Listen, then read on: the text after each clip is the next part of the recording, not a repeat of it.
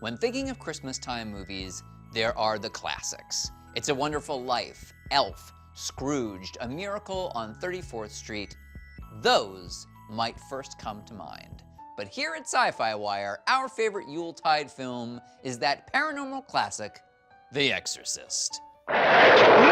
Yes, this tale of demonic possession came out the day after Christmas 45 years ago, and we've got a devilish array of fascinating facts and trivia revolving around this head-spinning horror classic. In between all the pea soup, nocturnal moaning, and peeing on the carpet, there exists a profound message of faith, salvation, and triumph over the darker forces of evil. So sprinkle yourself with holy water, and let's dive into some of the immortal Fright film's lesser-known details. Here's everything you didn't know about The Exorcist.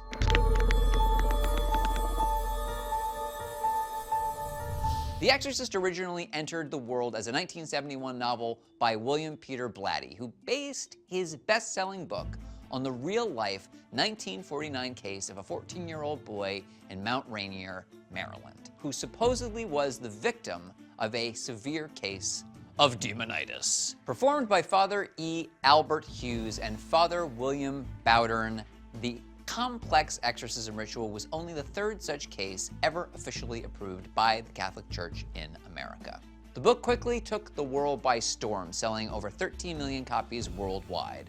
So naturally, a movie must be made.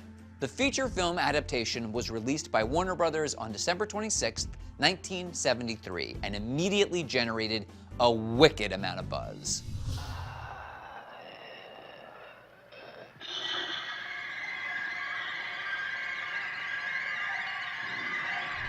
It was a box office sensation, with long lines snaking around the block, people fainting in screenings, reported miscarriages, the occasional outcry for a ban against the movie, and widespread hysteria. Some theater chains even started passing out barf bags with every ticket. But that last one smells like a marketing stunt. Helmed by the Academy Award-winning director William Friedkin, he made The French Connection. The Exorcist was rooted in metaphysical musings and theologic realism. Much more than just the scariest movie ever made, it's also a jolting example of well-crafted art, expertly utilizing all the filmmaking tools of sound, music, cinematography, acting, and editing. And in addition to spooking the bejesus out of audiences, The Exorcist is also one of the most profitable horror flicks ever, with a worldwide total of $441 million off a $12 million budget. And it pulled in the awards. The Exorcist was nominated for 10 Academy Awards, winning Oscars for Best Adapted Screenplay and Best Sound, and it won Golden Globes for Best Director, Best Film, Best Sound, and Best Supporting Actress. Linda Blair was just 13 years old at the time she was cast as the possessed young Regan McNeil. She'd mostly appeared in TV commercials and catalogs and print ads for girls' clothing when she was chosen for the role out of over 600 applicants. Blair's disturbing performance was one of heart-wrenching intensity and was pivotal to the film's success. Other actresses who auditioned for the role included Willy Wonka and the Chocolate Factory's Blueberry Brat, Violet Beauregard, Denise Nickerson, and Different Strokes' Dana Plato. Ellen Burstyn agreed to play Regan's movie star mom only if her line, "I believe in the devil," was removed from the screenplay. Her character's atheism gave the movie a polarizing point of view that melts in the face of sheer otherworldly terror. Another crazy fact? Director Friedkin insisted on shooting the movie's prologue on location rather than in a fake archaeological dig somewhere in California. So, to Iraq it was. In Hatra, Iraq, the movie was shot at the location of a pre-Christian sun god temple, which was being reconstructed at the time of filming. And since diplomatic ties between the US and Iraq were rocky at the time, those scenes were shot by a British crew after the rest of The Exorcist was completed. And side note, those days were hellishly hot, in excess of 130 degrees. It's never mentioned in the movie, but the nasty demon that controls Regan is called Pazuzu, taken from the name of the king of the wind demons in Assyrian and Babylonian mythology. But let's talk about some of those iconic sounds and special effects that were created. Sound engineer Gonzalo Guevara created many of the nerve-jangling sound effects. The noise for 360-degree crank of Regan's head was made by twisting a crew member's old leather wallet. Who lives and reigns with the Father and the Holy Spirit. Damien! For the infamous projectile vomiting scenes, Anderson's pea soup was mixed with oatmeal and used to hideous effect. What is it?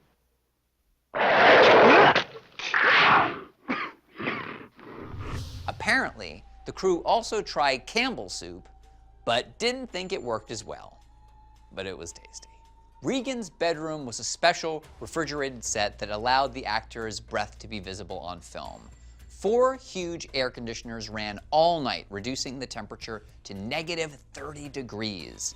Cast and crew members' sweat would freeze on their skin, and it actually snowed once on set due to the moisture in the air from bodies packed into the small space. The movie's signature music comes from British musician Mike Oldfield's Tubular Bells. Friedkin never actually met the 19-year-old musician and discovered the piece while sifting through unknown material from a little indie record label called Virgin Records. Yes, that Virgin Records. Hollywood legend Dick Smith created the startling effects and makeup for the movie and hired Rick Baker as his assistant. Baker later went on to work his makeup magic and make fantastic creatures for An American Werewolf in London, Captain EO, Men in Black, and dozens more amazing films. Max von Sydow, just 43 at the time of filming, was aged to portray Father Lancaster Marin as a 74-year-old priest with a weak heart. Smith conjured up the illusion in a daily 3-hour aging process that was achieved with stipple and liquid latex. Interestingly, Marlon Brando was hot off The Godfather, and Warner Brothers lobbied for him to play the white-haired priest, but Friedkin felt his presence would overwhelm the film. Also not cast was Jack Nicholson, who was up for the role of Father Damien Karras. Friedkin snubbed Nicholson as he really wanted Jason Miller for the role after seeing him in a Broadway play called That Championship Season.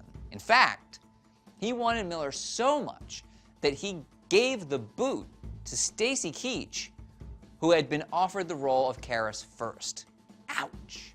And twist, Friedkin was not the first choice for director. Some of the talent that passed on the project were Arthur Penn, Stanley Kubrick, and John Boorman, who later agreed to direct The Exorcist II: The Heretic in 1977. On set, Friedkin used extreme tactics to keep his cast on edge. He fired off blanks behind the actors to get raw emotional responses, and even slapped Father O'Malley across the face before rolling the camera. And Linda Blair and Ellen Burstyn both suffered injuries during filming, as they were strapped into harnesses and yanked violently by off-screen crew members to create terrifying and jerky movements. What is it? What's happening? Stop! It's burning! It's burning! Do something, Doctor, please help her! Friedkin approved a re-release in 2000 titled The Exorcist: The Version You've Never Seen. In it, he included incredible scenes with the contortionist Linda Hager, who was hired to perform a freaky spider walk that was deleted from the movie's final cut. At the time of the film's original release, the scene was considered too extreme to be included so early in the film. But Friedkin added it to the re-release, and fans finally got to see Hagar's amazing stunts. Hagar did the spider walk while using a harness and flying wires hung above the staircase, just barely touching the stairs with her hands and feet as she moved down to the floor. And holy hell, it is scary. Also included in the special edition were more subliminal cues of a demonic face popping up, furthering the idea that the evil presence was always lingering. The demon mask from the 1964 Japanese horror movie Onibaba inspired Friedkin to use similar white-faced makeup for the ghostly demon. For his, the director took an outtake from makeup tests performed on Eileen Dietz, Linda Blair's body double. How was Regan's terrifying demon voice created? Actress Mercedes McCambridge did the voiceover. her raspy growl was achieved by chain smoking, plus a diet of raw eggs and whiskey. How long are you planning to stay in Reagan? Until she rots and lies stinking in the earth. Delicious. McCambridge later sued Warner Brothers when she didn't receive a film credit for the demonic vocals, a choice the famous radio actress had first agreed to, but then changed her mind. She was later credited for her work in the film. Rumors of the film's production being cursed have been greatly exaggerated, but some terrible things did happen. A staggering 9 people associated with the year-long production died before the film was released. This includes actors Jack McGowan, who played Burke Dennings, and the 90-year-old Vasiliki Malieros, who played Father Karras's mother, Mary. And the movie's main set burned down in a mysterious fire, delaying shooting for more than 6 weeks. The cause? It turned out to be a pigeon nesting in a circuit box. Not Satan. Okay, time for an art world side note. In a movie filled with striking and memorable images, the most iconic one is The Exorcist's depiction of the moment Father Merrin arrives at the McNeil house and, illuminated by a single street lamp, looks up at the home. This amazing image was inspired by René Magritte's 1950 painting titled The Empire of Light 2. Go art!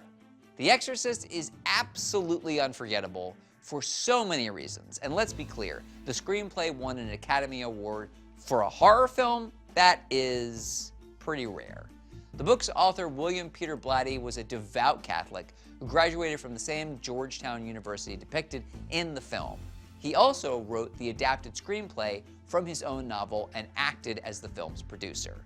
Blatty saw the movie as a supernatural detective story meant to inspire faith and not just as a horror movie at all, which just might be why it works so magnificently.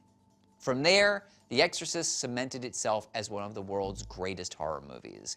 It spawned 2 sequels, 2 prequels, and a recent TV series, but only the original stands as a magnificent achievement in Hollywood and pop culture history.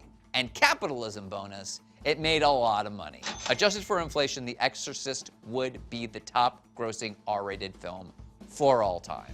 So after all that head-turning info, what's your take? Do you consider The Exorcist the greatest supernatural movie of all time? Tell us your favorite scenes in the comments, and remember to return here religiously for more inspiring news from the hallowed halls of geekdom. The power of Sci-Fi Wire compels you